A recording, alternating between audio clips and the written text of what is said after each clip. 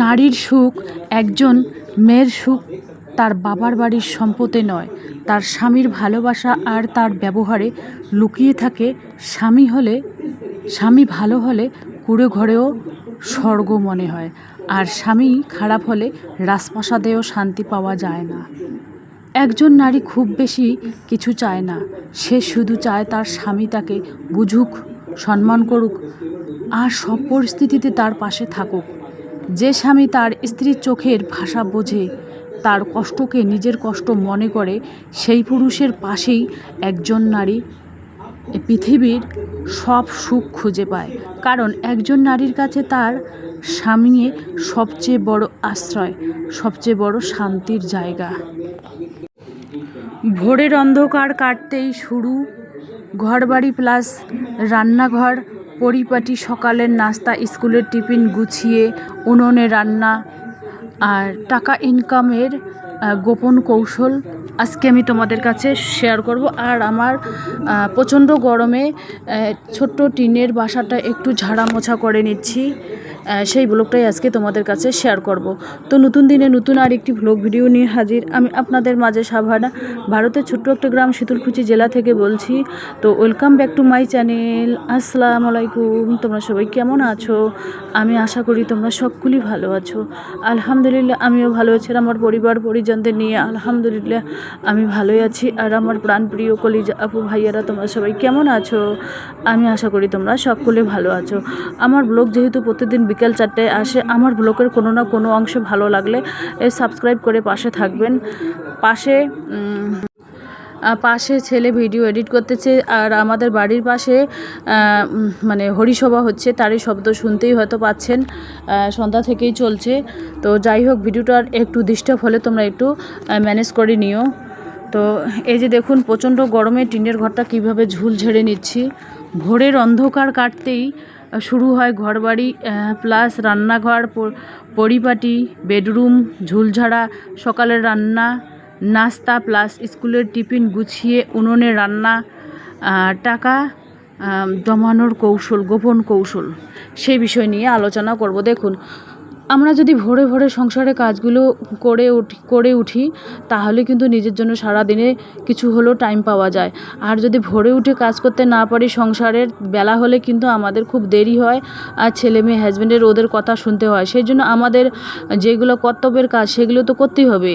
সাত সকালে করো আর বেলা হলে করো, তোমার কাজ তোমাকেই করতে হবে। তোমাকে কেউ হাত বসাবে না তোমার কাজে, যে তোমার কাজে কেউ রান্নার কাজে হাত বসালো, বাসন মাজার ক্ষেত্রে হাত বসালো। আমার মেয়ে তো এক গ্লাস পানিও নিয়ে খায় না। ছেলে মেয়ে হাজব্যান্ড ওরা তিনজনের মধ্যে একজনও কেউ এক গ্লাস পানিও নিয়ে খায় না। ছেলে বলে কি, আম্মু থাকতে আমি কেন পানি নিয়ে খাবো বা ভাত নিয়ে খাবো? মানে আমার যতবারই শরীর সুস্থ থাক, ভালো থাক, সেটা ওদের কাছে ডিপেন্ড করে না, ওদের কাছে ডিপেন্ড করে আমরা কেন নিয়ে খাবো। এটাই হচ্ছে মেন কথা। তো যাই হোক, সবার বাড়িতে সবাই এক না, হাতের 5টা আঙ্গুল কিন্তু সমান না। তো আমারও তো অভ্যাস হয়ে গেছে। আমি ওই জন্য রান্না টান্না করে সবাইকে খাইয়ে দিয়ে, কোথাও যদি যাই সবাইকে খাইয়ে দিয়ে রান্না টান্নায় রেডি করে তারপরে যাই। আর টাকা ভোরের অন্ধকার কাটতেই যদি আমরা শুরু করে দিই সংসারের কাজ, আমার মতো করে তোমরাও ভোরের অন্ধকারে সংসারের কাজ করবে, নিজের জন্য সময় পাবে। আর টাকা জমানোর গোপন কৌশলটা তোমাদের কাছে বলে দিচ্ছি। টাকা যে তুমি 5 টাকা 10 টাকা করে সঞ্চয় করবে, ওটা কিন্তু কাউকে বলার দরকার নেই। তোমার বাড়ির ফ্যামিলির কাউকে বলার দরকার নেই। তুমি 5 টাকা পারো, 10 টাকা পারো, আর 50 টাকা আর 100 টাকা, কাউকে বলার দরকার নেই। যেটা জিনিস তুমি সবাইকে বলবে সেটা কোনোদিনও সাকসেস হয় না। যেটা তুমি মনে মনে গোপনে করবে সেটাই কিন্তু সাকসেস হয়। এটাই হচ্ছে মেন বিষয়। কথায় আছে না, খুচরো পয়সার আওয়াজ সবসময় বেশিই হয়, আর বেশি নোটের আওয়াজ হয় না। সেই জন্য নিজেকে সবসময় বেশি নোটের ভাববে, খুচরো পয়সা ভাববে না। আর ওখানে গিয়ে 2-4 জনকার মাঝখানে গিয়ে জ্ঞান দেওয়া যাবে না, মানুষকে অত বোঝানো যাবে না। কারণ তোমার কাছ থেকে তো ওরা শুনতেই চায়নি তোমার মানে জ্ঞানের কথা। তা তুমি কেন বলবে? ওদের কাছে তোমার ওজন কমে যাবে। ওই জন্য ওজন বুঝে কথা বলতে হবে। যেখানে যাও না কেন ওজন বুঝেই কথা বলতে হবে। আর যে কোনোই করো না কেন, যে কোনোই কাজ করো না কেন নিজের মনের মধ্যে রেখেই করো, কাউকে বলার দরকার নেই। কারণ কাউকে বললে তারা তো হেল্প করবে না, উল্টা আরও তারা আরেকজনকে গিয়ে বলবে, ও আবার আরেকজনকে বলবে, তার বদল না বলাই বেটার আমার মনে হয়। তো যাই হোক, তোমরাও চাইলে আমার মতো করে 5 টাকা, 10 টাকা, 20 টাকা, 50 টাকা, 100 টাকা, যার যেরকম আয় তা সেরকমই সঞ্চয় করতে পারো। এখানে কোনো টার্গেট নেই। প্রথমে কিন্তু কষ্ট হবে, তারপরে ধীরে ধীরে একটা নেশা হয়ে যাবে। টাকা যে সঞ্চয় করার একটা নেশা হয়ে যাবে, টাকা ইনকাম করা বা টাকা সঞ্চয় করা একটা নেশা হয়ে যাবে, তখন তুমি নিজেকে কন্ট্রোল করতে পারবে না।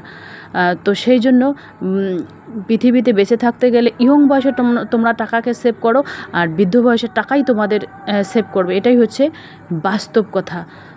বাস্তবে যেটা সেটাই আমি তুলে ধরি। আমার প্রত্যেকটা ব্লগে কিন্তু এরকম কথা বলা আছে। আমি যেহেতু বড় ইউটিউবার না, তবুও আমার কথাগুলো যদি তোমাদের ভালো লাগে তাহলে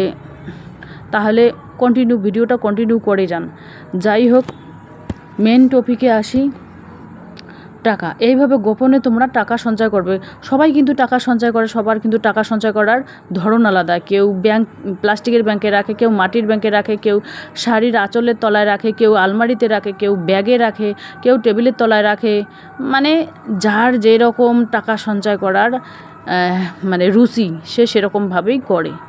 দেখুন, আমরা হয়তো ভাবছি যে না, আমাদের অটেল টাকা ইনকাম হচ্ছে 40,000 50,000 মাসে, হাজব্যান্ড খরচ চালাচ্ছে, আমরা 2 হাতেই উড়িয়ে ফুরিয়ে দেব। এটা করলে কিন্তু চলবে না। যখন বয়স হবে না, তখন 10 টাকা যখন নাড়তে না পারবে, তখনই কিন্তু মনে পড়বে যে হ্যাঁ, এতগুলো টাকা ইনকাম করেছি, 1 টাকাও ধরে রাখতে পারিনি। তখন কিন্তু চোখের জল ছাড়া কিছুই বের হবে না। তো ওই জন্য আমাদের বেঁচে থাকতে গেলে কিছু না কিছু টাকা সঞ্চয় করে রাখতে হবে। এই যে দেখতে পাচ্ছেন ফ্যানটা, এই স্ট্যান্ড ফ্যানটা এনে আমি এত শান্তি পেয়েছি, আলহামদুলিল্লাহ। তোমাদের কি বলে বোঝাবো। উপরের যে সিলিং ফ্যানটা আছে, ভাতও হয়ে গেছে অলরেডি। আমি কিন্তু এটা বিকালের ব্লগও এখানে শেয়ার করতেছি। এটা হচ্ছে রাতের ব্লগ।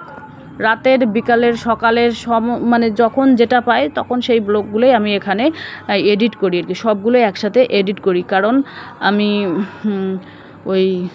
তোমরা যে বলতে পারো সারাদিনের ব্লগ, সারাদিনের কোনো দিন ব্লগ হয়, কোনো দিন হয় না, কোনো দিন অর্ধেক দিনের ব্লগ হয়, এরকম। তো যাই হোক, পরিস্থিতি যখন যেরকম টানে তখন সেরকমভাবে আমাকে চলতে হয়। এখানে অ্যালোভেরার গাছ দেখতে পাচ্ছেন, টিনের চালির উপরে অ্যালোভেরার গাছ ছিল, শুকিয়ে কাঠ হয়ে গেছে। তখন আমি ভাবলাম যে নিচে নিয়ে আসি। তো নিচে রাখি, পাশাপাশি থাকলে পানিও দেওয়া যায়, সেজন্য পাশাপাশি রেখে দিলাম। এই যে দেখুন, কবুতর দুটো খাচ্ছে, দানা খাচ্ছে। বর্তমান কবুতর আছে আমার 4 পিস। সবগুলো, বেশিগুলো নেই, উড়ে গেছে। কারণ কবুতর রাখার জায়গা, মুরগিদের অত্যাচার খুব, মুরগিদের সাথে ওরা থাকে, তো ওদের অত্যাচারে ওরা থাকেনি, পালিয়ে গেছে। ওই জন্য ওদের রুম আলাদা লাগে, কবুতরের রুম আলাদা, মুরগির রুম আলাদা, হাঁসের রুম আলাদা। এখানে দেখতে পাচ্ছেন চিচিঙ্গা আছে, চাল কুমড়ো আছে, পুঁই শাক আছে, এখানে কুমড়ো আছে। এই দেখুন, মশারি এইরকমভাবে দিয়ে আটকে রেখেছি। আর এখানে দুধ কচু একটা রেখে দিয়েছে বাড়িতে খাবার জন্য। যেদিন সবজিপাতির অভাব দেখব, সেদিন একটা করে ডাঁটি কেটে নিয়ে রান্না করব। আর মুরগিদের তোমাদের এক ঝলক না দেখাইলেই নয়, অনেক দিন থেকে মুরগিদের তোমাদের দেখাই না। এই দেখুন, এখানে একটা পুঁই শাক হয়েছে, পুঁই শাকটা তুলে দেব। যাই হোক, 7 পুঁতি হয়েছে। মেয়ে গোসল করেছে, কাপড় চোপড় শুকাতে দিয়েছে, এখনও শুকায়নি। তো মুরগিদের তোমাদের এক ঝলক না দেখাইলেই নয়। কারণ আমার বর্তমান আছে 70 পিস মুরগি। আমার এই আর 2 মাস পর আরও 30 পিস লাগাবো ডিমের মুরগি, তখন হবে 100 পিস টোটাল। আমার টার্গেট আছে 500 পিসের টার্গেট আছে। জায়গা নেই, জায়গার অভাবে হচ্ছে না। এখানে 200 পিসের উপরে হবে না, 200 পিস আপাতত করব না, অন্য রকম প্ল্যানিং আছে। তারপরে ওই প্ল্যানিংটাও তোমাদের কাছে আমি শেয়ার করব। যেহেতু তোমরা আমার ফ্যামিলি মেম্বার, তোমাদের সব কথাই আমি শেয়ার করি। এই যে দেখুন, আমার এখানে লাল মোরগ আছে 2টো, বড় মোরগ আছে 6টা, আর ছোট মোরগ মনে হয় 8-10টা আছে। গোনা যায় না, এতগুলো মুরগির মাঝখানে গোনা যায় না। তো যাই হোক, আজকের ব্লগ এ পর্যন্তই। ততক্ষণ তোমরা সবাই সুস্থ থাকো, সাবধানে থাকো। টাটা, আল্লাহ হাফেজ। আর যা গরম পড়েছে, গরমে বেশি করে পানি পান করুন। বেশি করে পানি পান করলে শরীর সুস্থ সবল থাকবে। আর বেশি খাওয়া দাওয়া তো করাই যাবে না, আর তেল মশলা ঝাল থেকে সবসময় নিজেকে সরিয়ে রাখবে। সকালে আর রাতে চেষ্টা করবে সবসময় লাইট খাবার খেতে, হালকা ফুলকা ডিম সিদ্ধ, আলু সিদ্ধ। আর দুপুরবেলাটা জম্পেশ খেয়ে নিও, ডাল ডুল শাক পাতা যা আছে, মাছ মাংস তরি তরকারি দই দুধ যা আছে এভরিথিং দুপুরবেলা জম্পেশ খেয়ে নিও। তাহলে কিন্তু দুপুরবেলা হাঁটাহাঁটি হবে, অনেক কাজকর্ম হবে, হজম হবে।